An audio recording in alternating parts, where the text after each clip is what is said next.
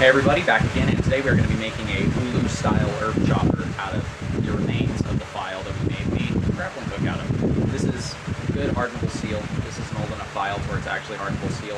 As you can see, it has been quenched after it was heated. I did a test piece on the end here, just took a little more off, but it did indeed harden, and it got a decent enough grain to where I feel comfortable making an edge tool out of this. So we're going to make an herb chopper. I'm going to show you guys how simple and easy it is to make a little Hulu style choppy chopper. Let's get this in the fire, get rolling.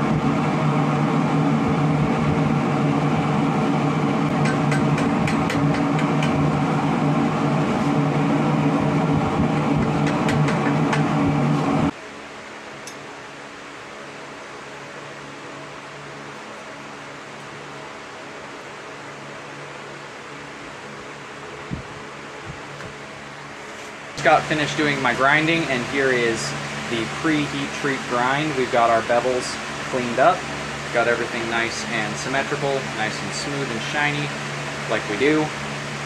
Now we're just going to go ahead and we'll heat treat the blade, and then polish it back up, sharpen it, and we'll be done with this. So this isn't quite an ulu. It is an ulu style of herb chopper, but it will definitely be capable of doing more than enough in terms of chopping and skinning and whatever we need to use it for.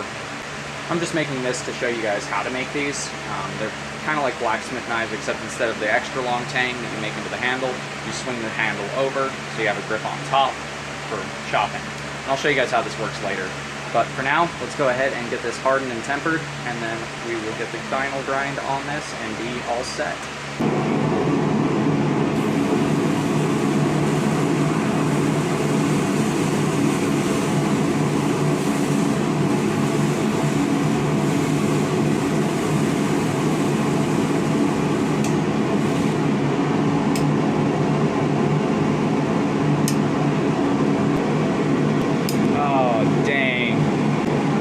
I don't know if you can see that, but we had a failed heat treat.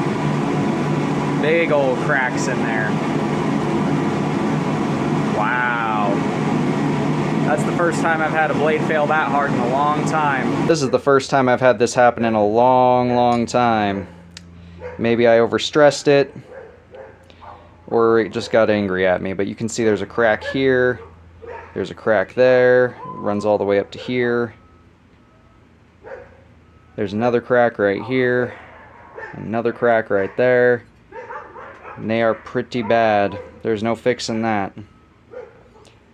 So this project is dead in the water. Gonna have to use a different piece of steel. Look how bad those cracks are. Wow. And just to show you guys a little better, this is what a failed quench looks like. See all those massive cracks running through there? You can actually see daylight through them if you hold it up to the light. So unfortunately, this is the result of getting ahead of myself and not annealing properly. It's toast. Even though it's a failure, we're gonna hang it on the wall just because it's a good reminder. Usually I anneal my blades 3 times. I only annealed this once, and I think that's why it came back to bite me. It was still overstressed when I heat treated it, and well, it shattered. Usually when I heat treat files, I do a water quench just like this and don't have any issues, but I usually anneal them 3 times, and I was getting ahead of myself, decided, oh, I'll just anneal this one once, and it came back to bite me. So, lesson learned, remember to anneal it 3 times every time.